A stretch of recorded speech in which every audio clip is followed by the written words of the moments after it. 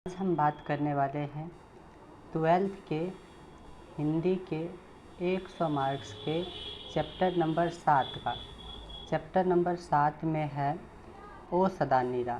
Chapter number 7 में है ओ सदा नीरा, जिनके टोटल ऑब्जेक्टिव्स की हम बात करेंगे कि इनमें टोटल ऑब्जेक्टिव्स जितने भी हैं जो बिहार बोर्ड में पूछा जाएगा, तो उन सभी ऑब्जेक्टिव्स में पहला ये ऑब्जेक्टिव है कि निम्नलिखित में से कौन सी रचना जगदीश चंद्र माथुर जी की है।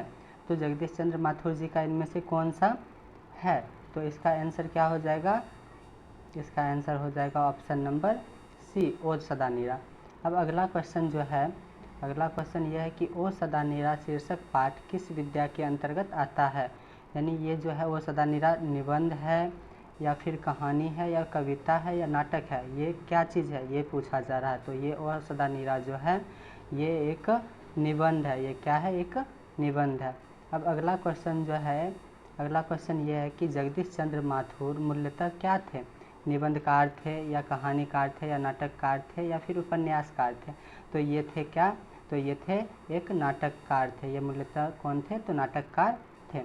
अब अगला क्वेश्चन की अगर हम चर्चा करें तो यानी क्वेश्चन नंबर 4 कि ओ सदा नीरा निबंध किस विद्या की किस क्षेत्र की संस्कृति पर लिखी गई है। तो ये किस क्षेत्र की संस्कृति पर लिखी गई है, तो इसका आंसर क्या हो जाएगा?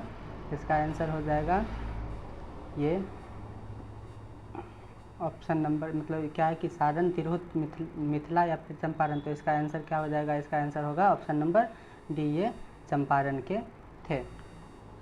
अब अगला क्वेश्चन जो है देखेंगे, अगला क्वेश्चन है कि चंपारण क्षेत्र में बाढ़ का मुख्यतः क्या कारण था। तो चंपारण क्षेत्र में मूलतः बाढ़ का कारण यही था कि उनमें जंगलों की कटाई करना। क्या था? जंगलों को काटना। Option number A. अगला क्वेश्चन है कि माथुर जी राज्य के शिक्षा सचिव नियुक्त हुए थे। किस राज्य के शिक्षा सचिव नियुक्त हुए थे? तो ये हुए थे मध्य प्रदेश के। किसके हुए थे? तो ये मध्य प्रदेश के हुए थे। अगला क्वेश्चन नंबर है कि 12वीं सदी में लगभग 300 वर्ष तक किस वंश का शासन चला था। तो कौन से वंश का शासन चला था? तो कर्नाट्य वंश का शासन चला था। अब अगला क्वेश्चन है कि अंग्रेज के ठेकेदारों ने किस चीज़ की खेती को विस्तार किया था। वो अंग्रेज को जो थे ना, वो किस चीज़ की खेती का विस्तार किया था? तो वो नील की खेती या फिर दलहन की खेती या गेहूं की खेती। तो आंसर क्या हो जाएगा? इसका आंसर नंबर क्या हो जाएगा? इसका आंसर ऑप्शन नंबर बी, यानी नील की खेती ये कर रहे थे। अब अगला क्वेश्चन कि राजा हरि सिंह देव व गयासुद्दीन तुगलक सामना कब करना पड़ा था। यानी इन दोनों के बीच में सामना कब हुआ था? तो इसका आंसर हो जाएगा ऑप्शन नंबर सी, 1325 ईस्वी में गयासुद्दीन और राजा हरि सिंह के बीच में दोनों का मतलब क्या हुआ था कि सामना हुआ था। अब अगला क्वेश्चन है कि धांगर को नील की खेती के सिलसिले में कब लाया गया था। तो ये कब लाया गया था? कौन सी शताब्दी में? तो इसका आंसर हो जाएगा 18वीं शताब्दी के अंत में ये लाया गया था। अब है ये पांडुलिक जी कौन थे? ये पांडुलिक जी कौन थे? ये गांव के मतलब क्या था? ये एक शिक्षक थे। और इसके बाद जो है अगला क्वेश्चन ये है कि निम्नलिखित में से कौन सा नाटक जगदीश चंद्र माथुर द्वारा रचित है। तो इसका आंसर क्या हो जाएगा? ऑप्शन नंबर सी, यानी कोणार्क जो है ये जगदीश चंद्र माथुर द्वारा रचित कहानी है। अब जो है निम्नलिखित में से कौन सी उपाधि माथुर जी को मिली थी? कौन सी उपाधि जो है ना जगदीश चंद्र माथुर को मिला था? तो इसका आंसर हो जाएगा विद्यावरिथि नाम की जो है ना उपाधि इनको मिला था। अब है अगला क्वेश्चन कि माथुर भितिहरवा पहुंचने पर कौन मिले। यानी कि इनको कौन मिले थे? तो इनको मिले थे पांडुलिक जी मिले थे। कौन मिले थे? तो पांडुलिक जी मिले थे। अब अगला क्वेश्चन है पांडुलिक जी की निर्भरता किससे सीखी थी? किससे सीखे थे ये सीखे थे गांधी जी से। ये इन्होंने किन से सीखे थे? तो गांधी जी से सीखे थे। अगला क्वेश्चन है कि कर्नाट्य वंश के राजा हरि सिंह किसका मुकाबला करना पड़ा था। तो किनका मुकाबला करना पड़ा था इनको? तो इनको मुकाबला करना पड़ा था गयासुद्दीन तुगलक से, इनको मुकाबला करना पड़ा था। अगला क्वेश्चन है कि चंपारण में धांगर कहाँ से आए थे। चंपारण में जो है ना धांगर कहाँ से आए थे? तो आए थे छोटा नागपुर से आए थे। अगला क्वेश्चन है कि गांधी जी चंपारण में कब आए थे। तो गांधी जी चंपारण कब आए थे? तो ये आंसर क्या हो जाएगा? अप्रैल 1917 में इन्होंने आए थे। तीन कठिया प्रथा का संबंध है। तो ये तीन कठिया प्रथा का संबंध किससे है? तो नील की खेती से है। यानी किन से है? तो नील की खेती से है। अगला जो है क्वेश्चन कि पंडई नदी कहाँ तक आती है। तो ये पंडई नदी जो है ना कहाँ तक जाती है, तो ये जाती है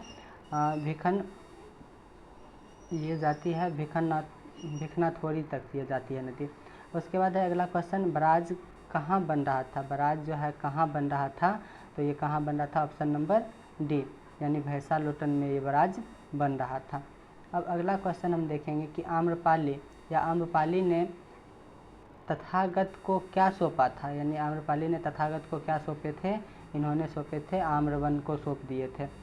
अब अगला क्वेश्चन है कि मठ के महंत ने गांधी जी को कहाँ शरण दिए थे, कहाँ शरण दिए थे इनको, तो इनको दिए थे एक महुए के पेड़ के नीचे इनको एक शरण दिए थे, ऑप्शन नंबर डी।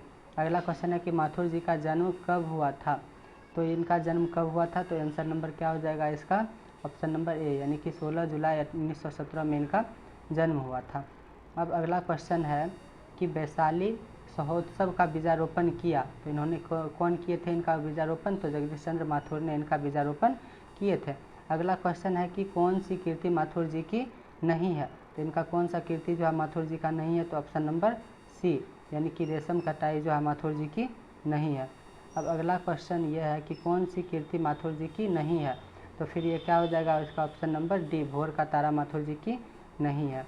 अब अगला क्वेश्चन है कि बोलते क्षण किस साहित्य विद्या की कीर्ति है, बोलते क्षण जो है ये किस साहित्य विद्या की कीर्ति है, तो इसका आंसर क्या हो जाएगा, इसका आंसर हो जाएगा ऑप्शन नंबर ए, यानी एक निबंध है।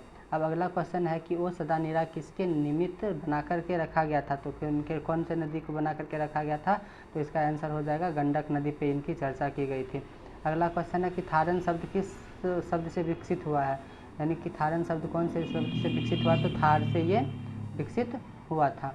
अब अगला क्वेश्चन है कि बिहार के सुप्रसिद्ध सांस्कृतिक उत्सव और वैशाली महोत्सव का बीजारोपण किसने किए थे, तो इनका बीजारोपण जो है किसने किए थे, तो इसका आंसर हो जाएगा जगदीश चंद्र माथुर जी ने ये किए थे।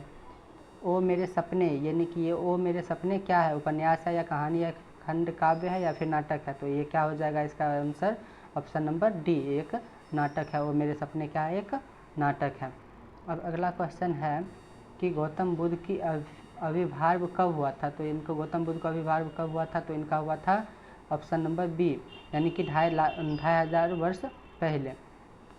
अब अगला क्वेश्चन है कि राजा हरि सिंह देव किसका मुकाबला करना पड़ रहा था, किनको मतलब इनका जो है ना किनके साथ मुकाबला करना पड़ रहा था, तो इसका ऑप्शन नंबर क्या हो जाएगा ए, गयासुद्दीन तुगलक के सामने इनका मुकाबला करना पड़ रहा था। अगला क्वेश्चन है कि ओ सदा नीरा के लेखक कौन है, तो इनका लेखक कौन हो जाएंगे, जगदीश चंद्र माथुर हो जाएंगे, इनके लेखक कौन है, तो जगदीश चंद्र माथुर। अगला है कि कोणार्क के नाटककार कौन है, कोणार्क के नाटककार कौन है, तो इनका ऑप्शन नंबर बी, कोणार्क के नाटककार है जगदीश चंद्र माथुर। अब है अगला क्वेश्चन कि 10 तस्वीरें के रचनाकार कौन है, 10 तस्वीरें के रचनाकार कौन है, तो इसका आंसर क्या हो जाएगा ऑप्शन नंबर बी, यानी कि जगदीश चंद्र माथुर। यानी कि अभी हम जितने भी क्वेश्चन को चर्चा किए वो था हिंदी के 100 मार्क्स का 7वां नंबर चैप्टर का, वो सदा नीरा के टोटल ऑब्जेक्टिव्स हमने 37 टोटल ऑब्जेक्टिव करवाए हैं। तो ये सभी बिहार बोर्ड में पूछे जाने वाले क्वेश्चन हैं, इम्पोर्टेंट क्वेश्चन हैं। तो दोस्तों उम्मीद करते हैं कि आप लोग बड़ा अच्छा से समझ गए होंगे। अगर समझ गए होंगे तो चैनल को लाइक, सब्सक्राइब और शेयर ज़रूर करते रहें। धन्यवाद।